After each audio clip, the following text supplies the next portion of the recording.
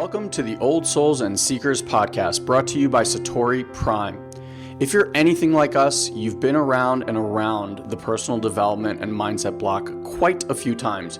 You've read the books, watched the videos, attended the seminars, and even worked with a coach or two, and yet you still find yourself searching for more. You may even feel stuck or that you should be farther along than where you are right now. And after doing over a decade of mindset work, we've come to this realization. Mindset work is like a small hit of dopamine that distracts you from your true work. You get these little hits of feeling better, only to be met with the same underlying conditions and patterns over and over again. Now, mindset was an important part of your evolution as well as ours, but it hits a plateau, and now you find yourself ready for that deeper layer of growth and expansion. If you're listening to this podcast, then you're ready to get off that Ferris wheel. This podcast is only for those that are ready to dive deep and do the real inner healing work. For those that are ready to move past more information into actual experiences. If you're looking for more understanding, then you've come to the wrong place. This is a home for old souls ready to fully embrace and remember who they truly are. Ready to make a profound difference in their lives and in the lives of others. So welcome home, dear one. We're excited to be part of your journey. Welcome, everybody. Happy, what day are we at? Is it October yet? It's someday. Wow. We finally have made it to someday. This was the day that all that cool shit around the world was supposed to be happening. That happens on Sunday. Anyway, welcome. I think it's Wednesday. I'm going to go with Wednesday. Happy Wednesday, everybody. Welcome.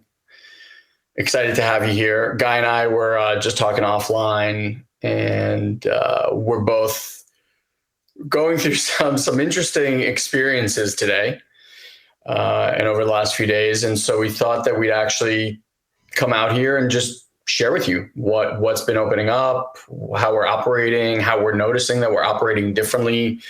And I think for those of you guys that have listened to the podcast for quite some time, I think by now you kind of get that really, at best, what we can do is we can kind of like give you a map and share with you what we're noticing in our lives, in the lives of our clients, with our coaches, things that we can point to so that at some level, whether you do any work or not, in the listening, your system can start to, let's say, reconfigure itself and live from these places. So we're obviously going through some interesting things, and for both of us, fear, this aspect of us that becomes afraid has really, really been activated over the past, for me, over the past few days, and for Guy. So that's what I kind of wanted to bring through today, and to just share with you some of the practices that we have that have really changed the landscape of how we live our lives. Because I think fear is something that, I don't care what you're doing, decisions big and small, pivots that you're looking to make in your life, etc. Those are always generally met with this fear response from the body. And for most of us, I know for me personally, I used to be run by that. And that part used to be the one that made every single decision in my life. And it wasn't until we started to do a lot of this work that I could start to separate myself from that part and really operate newly. So now it's like about noticing it there versus being hijacked by it. Yeah. So that's what we're going to dive into. Why don't you lead off? I don't know if mine is fear. Yeah, exactly. You'd be the leadoff hitter. Anybody who's not an American has no idea what you're talking about. But then again, I don't know much about cricket, so I don't know. I was going to say, for me, it's less about fear, more like field testing myself. Field testing or field testing? When like are you just field testing yourself? Field testing myself. Okay. So for those who are on the podcast, thank God you just missed what Elon did. But for everybody else, shutter your eyes. There are children about. This is a PG-13 program, except that we make it, except we were explicit on every single podcast because there's always someone dropping F-bombs. But yeah, I was going to say field test myself. So I'll talk about that. But why don't you go ahead? Because I think yours is hyper relatable and mine's maybe relatable. We'll find out. Yeah. So without getting into too much details, Fanny and I are, after living here for quite some time, Living where? Living in Florida, like for the last 6 weeks, have just basically, on a whim, we're like, it feels good to be here, et cetera. Maybe we just start looking at some places, and we started looking at some real estate. Next thing you know, we found something that we liked. And now we're in this, the conversation got a lot more serious. And while nothing has been penned or there is no final decision or anything like that, we are, over the last week or so, in a hyperbaric chamber of needing to make a decision, because if we were going to make this move, it's all happening like really, really fast. And, for anyone that's ever made a life altering decision, whether you're moving to a different state or a different country, or you're selling a home, buying a home, starting a new business, leaving a bit, whatever it might be, right? Even leaving a relationship or that. Well, say more. Give a little bit more context, because it makes it sound like you guys were planning to move to Florida. So explain. What? Okay, I'll explain. Elon and his family decided to leave the wintry cold of New York, and while things are shut down, like many people across the world right now, there are these great migrations happening from metropolitan areas. Our parents live in Florida for the last few years, and Elon decided, or they chose to, take a trip down south, drive down the coast, and live in Florida for 2 years. A little backstory here. About a year ago, Elon did a trip to the northwest part of America to do this hiking trip. And upon returning home, he tells me, he was kind of thinking about, and I was always trying to coax him to move to California. And he finally needed no coaxing, by the way, to move to California. I have a wife that refused to move to California. That's the only reason. Right. So we have a wife that refuses to move out west, where life is amazing. And to the chagrin of my brother, he had been kind of like loosely looking for places to live. But upon returning from this amazing trip that they had, truly an amazing trip, he tells me, he's like, I came home and I have this kind of new appreciation for where I live. It's really beautiful. And with that, I think we're going to like remodel our kitchen. They live in a beautiful home, but the kitchen, is fairly old. So they remodeled it. And I told Elon that, because he's like, I'm going to plant my flag here. I'm going to build this kitchen and all this stuff. And there's all these stories about this kitchen. But I said, the moment he built the kitchen, I'm like, those are famous last words. Anytime anybody tells me they're going to do something in absolution, I'm like, and I told Elon, I said, prediction, you move within a year. Literally said that to him. And they started building the kitchen, I think, in March. So here they are, 2 months in Florida. And I get down to Florida. Mandy and I flew down there to be with them as well. And I get there, and the day after we got there, he's like, "Yeah, we're not gonna be home tomorrow. We're gonna go look at homes." I'm like, "For fun?" He's like, "No, to purchase." And like, you do remember that I did make a bold claim that you'd be moving within a year, and so it's just obviously lifestyle. There's a lot of things we won't talk about, all the decisions that they have to go into making that move. But this was a very unexpected turn of events, and not something they expected to feel so smooth and in alignment with them. But from like the moment they started looking at it, there was a ton of momentum. Pulling them in that direction. So that's kind of where they are now. For that context. Yeah, that makes a lot of sense. So I will tell you just flat out, like this was one of the places that Fanny was like, if we ever were to leave New York, like this is the only place that she would consider. And I was like, no, don't like Florida, never lived in Florida, et cetera. And then again, like I said, we've been here for almost 6 weeks, and, things just felt good, and like kids were happy, et cetera. So anyway, back to where we're at now, which is decision time, or for most people, I will say indecision time is probably the better way, right? Like you get trapped in this indecision. And I'll just tell you flat out, like over the last few days, I've had trouble sleeping. I'll wake up in the middle of the night and the voices start, and it's like trying to figure out all this stuff and whatever. And Whereas before, I would have looked at that situation, and what would have come through would be, you know what, this isn't right. Like if I have this much fear around it, or this much angst or whatever around it, then I'm just not going to do it. Right? It's not right for me. Yeah. Where I'm at now, and this is the real important part that I want to share with you guys, is I've gotten very clear. There are hundreds of different parts of us. I'm just going to talk about two right now. There's a part inside of all of us that has guided you to the greatest things in your life, whether to your soulmate, or to finding a certain career path, or to moving to a certain place. These are things that you usually tell people stories that start something with, and then this person just showed up, or this opportunity just showed up, and everything inside of you felt, as one of our mentors used to say, like an absolute fuck yes. Right? And then afterwards comes the chatter. And what I've gotten really accustomed to is realizing that the thing that my heart wants intuitively is always going to freak the crap out of my brain.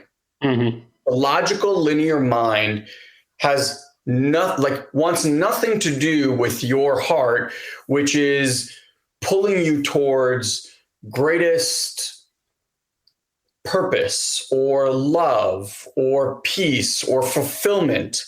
But none of these things make any sense to the mind, because the mind just wants safety, survival. It doesn't give a shit if you're happy. It doesn't give a shit if you're healthy. It doesn't give a shit if you're fulfilled. It's like, you're making a paycheck. Why would you throw away that paycheck to go and pursue something that we don't even know if it's going to work?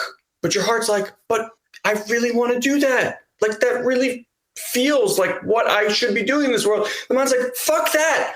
What are you going to throw away all the stuff that we've built and built? Right? And so you go into this ping pong world, and it's funny because we were just even doing some research online, and you'll get a kick out of this. But I type in, I'm like, I just wanted to do some research about the builder. And what do you find online? Like, what about blah, blah, blah, reviews of blah, blah, blah. Like, it doesn't matter what you look for. The thing that you're going to find is the worst possible about everything. Remember with SFM, it was like, yep, why it's a scam and da-da-da. And you're like, so anyway. Same with Landmark, same with everything. Same with everything, right? So I know that. Someone's got to be pissed off. Yeah, I know that. And so I take everything with a grain of salt, and then you're reading it, and the mind is just starting to latch onto all this stuff. It's like, see, I told you, this is it. And one of the most amazing things, I think, for Guy and I over the last 3-4 years is we've really started to separate. And this is what our 2-day program is so brilliant at giving you an experience of, not just an understanding of. But you truly get to experience your life where you can witness your mind from a state of aligned awareness. So you're in here somewhere. You are not your thoughts. You are not your feelings. You're not even your body. You're this awareness. And from this awareness, you can actually watch the mind and the part that freaks out. Because where most people get stuck is you think that that's you doing the freaking out. So as I'm going through all this process, I just keep bringing myself back to that centered place. And I can now actually feel these little hooks coming in from all different directions. And it's funny because it like tries from here, and then you don't respond. And it's like, okay, I'm going to try from here. And it just starts going from here, from the back, and it's pulling from all these places. And I just keep finding my way back to my heart. And this stuff comes up, and I'm watching it, and I can listen to it. And then I come back and I say, okay, is this something that I really want? Like, is this a yes for me? And that's what I keep tuning into moment by moment by moment. I'm not trying to plan all the way to the end of this process. It's been this step by step by step. And at every step, it's just breathe, slow down, find my ground, get centered, and then find that center again. And then from there, see how I feel. And my experience, if I can give it some sort of language, yours might be completely different. My experience is when this is activated, it almost feels like all this energy is just here and everything is really rapid fire. It's like really, really fast. And if you start to become even more aware, your heart quickens, your breath gets a little like, it's almost like you're in this run. Maybe not a sprint, but you're running. And it's very ping-pongy, very fast. And my experience as I drop down is that it occurs almost like this hot, gentle wave, almost like water-like, but thicker, just starts melting down all the way down to my feet and into the ground. And I find that even my hips, so like my legs will find the ground, but I even find that my hips almost naturally kind of drop a little and sink. And as that happens, everything starts to slow down. Just slow down. Time slows down. Breath slows down. Speech slows down. You may even notice that the timbre of my voice changes. And then from this place, only from this place, I take the next action. Now, I don't do this perfectly all the time. And this has been my practice. This is my daily practice. And I can tell you that if Elon was going through this exact circumstance 4 years ago, this would be a very, very different experience. What would be making the decisions 4 years ago? The fear and the worry of messing things up, or the fear of that unknown piece, all of that kind of stuff would be so debilitating. And Guy and I had this conversation a few days ago. I think I'll speak for myself. I have become so aware of this power that we have within and the support that is always here. Like something always watching and protecting me that I've always known. And I think for most people that I talk to, it's like this feeling throughout your whole life that someone's been watching over you. Recently, though, the more we've leaned into it and almost like, surrendered into it, the magic that has just started to unfold in front of us is just so miraculous that part of me just keeps saying, you know what, like, I didn't come here to choose this. Like there's no agenda, no intention. If you asked me before I left, it was like, fuck no, like absolutely not. And everything is just flowed this way, flowed that way, this, that, all. It almost feels like this thread is divinely pulling us in some direction. And I know that every time I have followed that thread and allowed myself to be pulled, even while watching the mind freak the fuck out, because there's no hands on wheel, there's no like, we can pump, it's just come this way. And you're like, okay, I'm going to come this way. Every time I have done that in my life, it has always led me to greater levels of abundance, greater levels of growth and personal development, greater levels of peace and well-being, biggest lessons, biggest life opportunities, all of these things. And so I just keep honoring that. And I would just say this last piece, and then I'd love for Guy to share. There's also an impact that our systems have on everyone else. And if you're a parent, you know this with your kids. If you're stressed at home, your kids are being impacted by your stress at home. Sure. Your spouse is being impacted by your stress at home. Even if you don't talk about it, or you think like you're hiding the fact that you're stressed, that's even worse, because now there's this uncertainty. Everyone knows that you're freaking out and stressed, but they don't know why, and they're going to respond to that.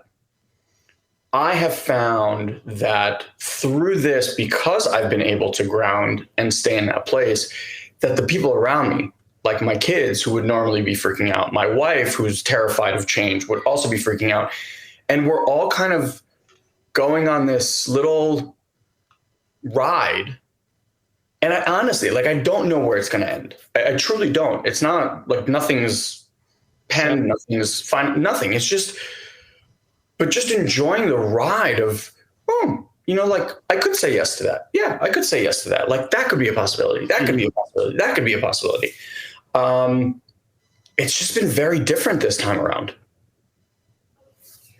That's beautiful. Yeah. Yeah, I think that's great. My rides have been a little bit different because mine is, I guess, maybe not actually, because it's not inflicted in this case, because it's not a wound, but it's choosing into an experience. I've spent the last year learning about money, to be honest. Like I have a degree in finance and economics, and I couldn't tell you the first thing about money. School did not teach me much except for how to figure out how to do like currency exchange rates as a mathematical equation, which school maybe should have had a little bit of foresight that computers were going to do that, and we didn't have to sit there and pencil math problems like this out, but they didn't. So that's what I learned. So what I have discovered is school obfuscates us from learning probably the most important things in life, which is like spirituality, health and nutrition, and money. And something to ponder is why the educational system does not teach these things. Let's not get into that conspiracy theory. Right. Well, and that's not conspiracy theory, but it's like, and then look at the institutions that make a lot of money, and you'll immediately figure out, what's what, right? So the thing is, it's like, not that information is not available, but it's not given in a 9-to-5 type of thing. So if you want to get good at this stuff, it's up to each of us to go and educate ourselves on it until those systems change, because we change. So, we're the ones saying yes, that's okay. So I've spent the last year learning a lot about investments, this and that, but it's kind of like this. It's like, I remember when I was single for like 5 or 6 year run, and Elon and I obviously do a lot of personal spiritual growth with ourselves.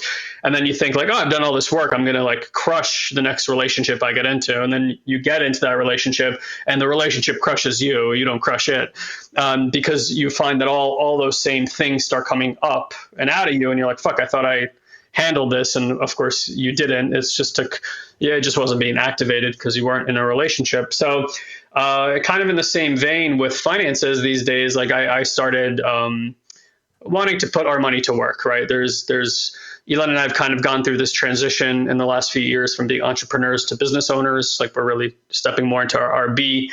And at the same time, it's like, for every dollar I make, like I want to know that a portion of that dollar is going to work for me instead of me having to constantly work for it. And so I've been doing a lot of stuff with markets and cryptocurrency, as some of you guys I'm sure are doing as well. And for those of you guys who've taken larger positions, the emotional roller coaster ride that putting money into the markets can be if you let it be that way. And so like years ago, when crypto and all that was really hot, I was doing that as well and was terrible at it. I mean, I did make good money, don't get me wrong, but was terrible at it in terms of being able to hold my stability. When the markets were down, I went for the ride. When the markets were up, I went for the ride. It was like an inability to hold center. And here we are a few years later, and our practice now is all about alignment and keeping center. And so there's a lot of exciting stuff happening in the financial world. And, I've been taking like larger and larger positions on specific stocks. I'm not going to be a stock picker here and give you guys financial advice because that's stupid. But my point is that like it comes with an experience, and so like every day or every few days as I kind of really manage our wealth, manage our business wealth and stuff like that, it really tests you from the inside. So I had woken up this morning with the intuition to take like the largest position I ever had taken on certain stocks, and I knew that was going to trigger the fuck out of my system. So I, no shit, meditated for a long time this morning, did qigong, like everything to ground the system, so that when the swings that happen in these marketplaces happen, I would be better prepared for it. And it's been very, very interesting because of course it still riles up the system. Like, if you're watching $10, $20, $30,000 be wiped out of your account within a few minutes or something like that, you're not going to be like, this is fantastic, I'm having a really good time. But it's amazing to watch, again, the same thing. Like this fear, right, is coming from the experience. But it's the same fear we all experience in different ways when life doesn't serve up what we expect. That blood coming out of you, and that stomach, that feeling in the stomach where it's like folding over on itself and stuff like that. So it's been really interesting to apply spiritual dynamics and alignment practices to trading, and it's been amazing because I've never done this well in any marketplace or have been able to grow money the way that we're growing it right now. And it really all comes back to the same principles. It's like we cannot operate cleanly and make good choices for ourselves when we're in a fearful state. And my contention is that most of the world operates from a fear-based state. And so the things that we see that are disharmonious on the news, or what people seem to be doing to one another, or the political arena, really all stymies from people not feeling safe, and then doing what those people do to try to get people to feel, act, and think as they do to create that safety. So it's a beautiful place, and I think even an understanding to be. And hopefully that's what you guys get from listening to these podcasts, is that you're not going to find safety by manipulating your world. I'm not finding safety by creating wealth. In fact, as I'm creating wealth, it's driving up all these fears, some that I may know about, some that I may not know about. There's might be fears that only happen when you're, earning millions of dollars or whatever it might be, that I'm not prepared for right now. But the thing is like when you have a way to sit with yourself, like what we're attempting to describe here in the processes that we do, the practices that we cultivate, the things that we teach in our programs, is this cultivation of your ability to hold more energy. More money is just holding more energy. That's all we're basically saying. More wealth is holding more energy. If your system can't hold that energy, your system collapses. Exactly. And it goes in on itself, and then it's like a black hole. And what you fall back to is the training that you've always had. It's like you always fall back on your training. So you'll go back to your childhood wounds and operate from there. You'll go to your parental wounds and relational wounds, and you'll go to there, and you'll go to your attachment styles, and you'll operate from there, and you'll do all those things. And it's fine if you do all those things, but if you don't do those things from a place of awareness, then you're bound to repeat those mistakes versus actually using that moment as an opportunity to heal that part and bring presence and awareness to it, which actually naturally brings more safety and well-being to the system. So that when you go operate or play in that space of finances or health, or making big moves in your life like Elon's contemplating right now with his family, you can do that and really check in with your system over and over again. Like, does this feel in alignment? Does this feel in alignment? Am I operating from fear? Am I operating from my alignment? And it's a profound thing. And like, I'm just watching this surge of energy happen all around me recently with everything, like stuff in our business, even how we're operating in our business. Like I said, with things that we're doing in investments right now, it's a really exciting time. Like I have this nervousness and excitement in my body that I'm experiencing that's really profound the last few days. And like my heart just feels like it's spinning with warmth and like deliciousness, but it's almost like falling in love for the first time. Where you're like, okay, I'm going to go for it, but I'm really fucking, like, you don't know. And it has this quality to it that's hard to describe. And it's just been really profound to watch reality unfold as it does. And again, that's the last point I want to kind of point out here. It's like your reality, like Elon said, with his family, he shows up a certain way, they show up a certain way. Yeah. Your reality and the people in it who are part of that reality, or even that support that Elon was talking about, which we can call God or angels or ancients or part of your lineage, right? Or anything like that, however that occurs to you, it's like it always meets you where you are. And not like meets you where you are. Your thoughts are a product of the energy that you're carrying, or the frequency and vibration. Your emotions, which are really the language we give to the sensation in the body, are a product of the vibration and frequency that you're carrying in your body. If the vibration is fear, God meets you with fearful things. Or the reality is unfolding with things to fear. Your family will start fearing things around you or fearing you, right? Stuff like that. So the most important thing, in my personal opinion, is this cultivation of safety and well-being. And then the side effects of that is generally more love, more inclusivity, more compassion, more connection. And it's like, hopefully that you're hearing that as good news, because in many, many ways, you do have a say. You don't have a say in terms of how your system responds to things. That's an unconscious response. That's going to keep happening. And the unconscious response is there to reveal something to your consciousness. If you learn how to work with your consciousness when unconscious responses are happening. It's really important. Hopefully what I said there, I hope you get it. And if you didn't, maybe rewind it and listen to that line again. But that bringing that consciousness allows you to heal or get the unconscious to work more in alignment with your conscious desires. And so the good news here is that if you want your reality to change, you don't have to go change your reality. What really gets to shift is the vibration and frequency that you're carrying within you. And so I'm telling you that every single human being is wildly adept, given a little bit of training and some cultivation of practices, is widely adept, innate, and naturally can view their own unconscious in a way that allows for it to heal. And then you'll find that you're exerting very little conscious energy in your life to make things work. Because the more alignment and safety that you cultivate in your system through this awareness, things just start working because it's a reflection of the safety that you feel within. Exactly. And then so the health and the nutrition and the finances and the relationships start being reflective of that. Now, I'm not telling you that the moment you get alignment, your wealth is going to fall out of the sky or every relationship is going to work or your health is going to improve, although that happens often and lots of times for many, many people. What you might see at first is the everything dissolving. You might watch relationships dissolve. You might watch finances dissolve. You might watch some of your like old pain in your body arise, because that's the process that it needs to go through for reality to reconfigure itself in order for it to be now in alignment with that new energy. Maybe that money that was sitting there was created with old energy. And as you shift your energy, that physically can no longer be in your space and you have to get rid of that. Like we just went through a process like that here where it's like, we didn't actually have to pay something off, me and Mandy. Like it was just sitting there with 0% interest. But my wife is like, I got this hit. That's old energy. It needs to be complete. I'm like, cool, take care of that. Like, why does that need to be there? Like an energy leak?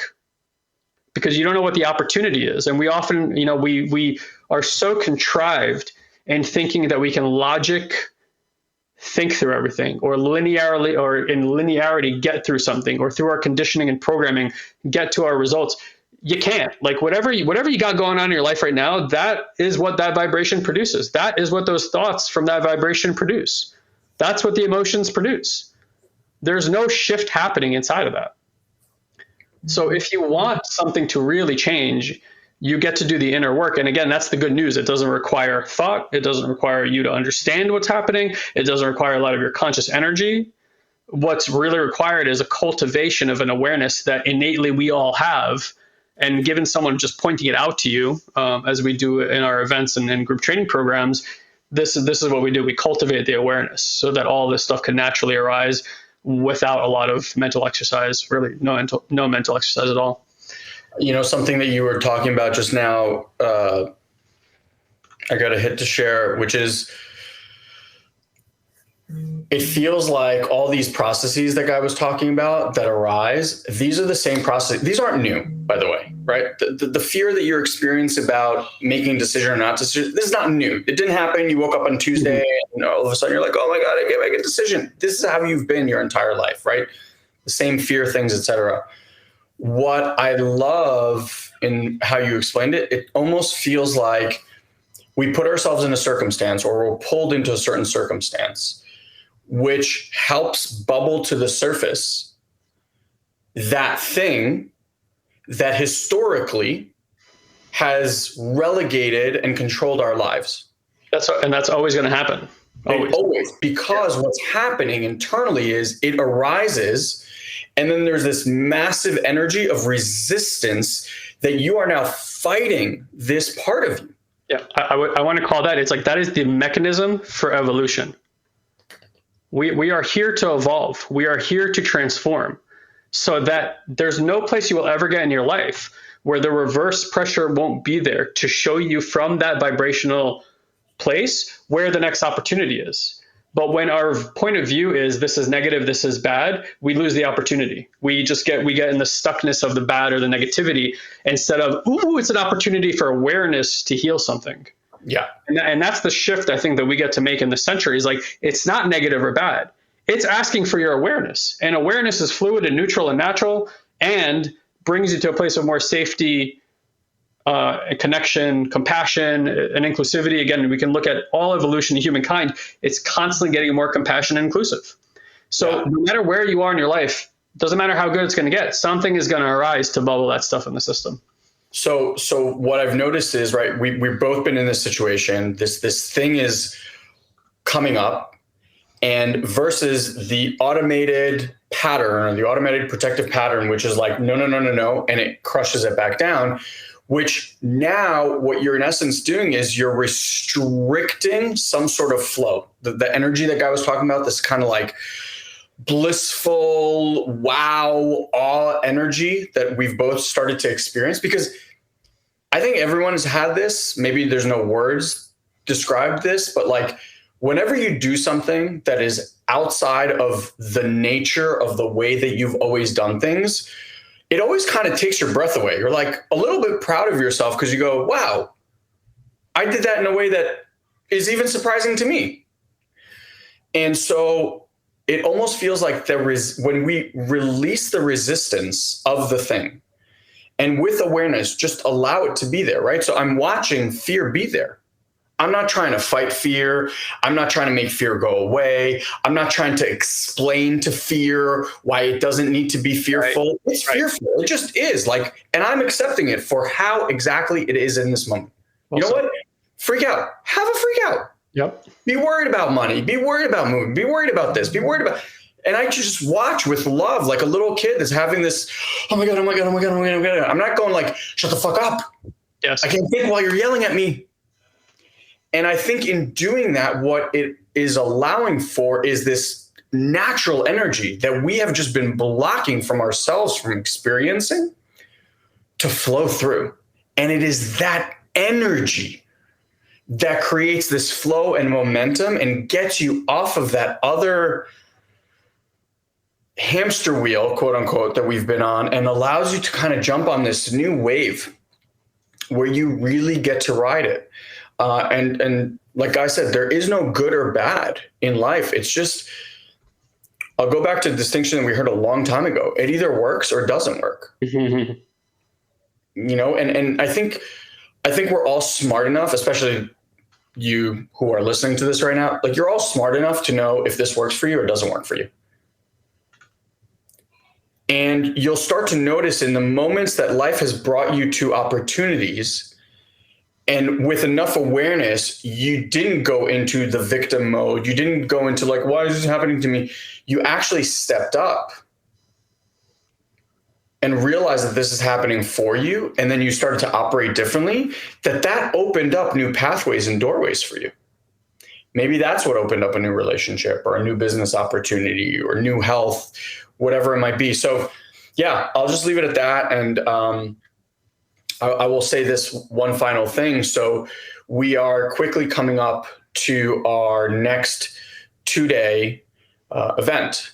Which, by the way, bro, today I got the hit that maybe we get to change it to intuitive heart versus intuitive mind. It actually says intuitive mind plus heart on the page, but I think for your average person, if they hit the page and it says intuitive heart, they're like, I don't care about my heart. So they're like, I just want my mind to work. I haven't done that for that reason, but it definitely is the intuitive.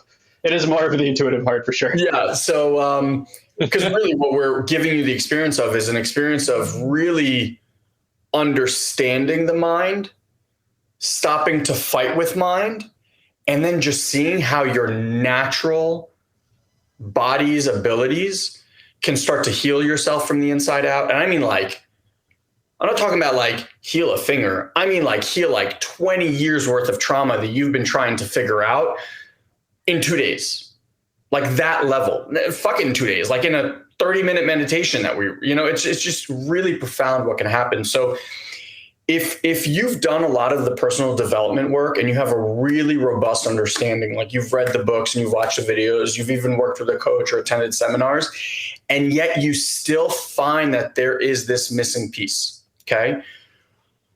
I think what Guy and I are realizing that we have developed and are continuing to develop a mastery in is bridging the gap from this mind-based personal development world into the experiential world of the heart and energetics and awareness, which you've read in books and you really want to feel that way, but it doesn't matter how many books you've read. Maybe you've had like a momentary glimpse of it, but you haven't been able to live in that place. You haven't been able to walk through your life in that grounded, peaceful state. You get hijacked a lot. You get angry or frustrated or whatever a lot, and you reach for other things. So at the 2-day event, we help kind of bridge you into this whole other world of experience.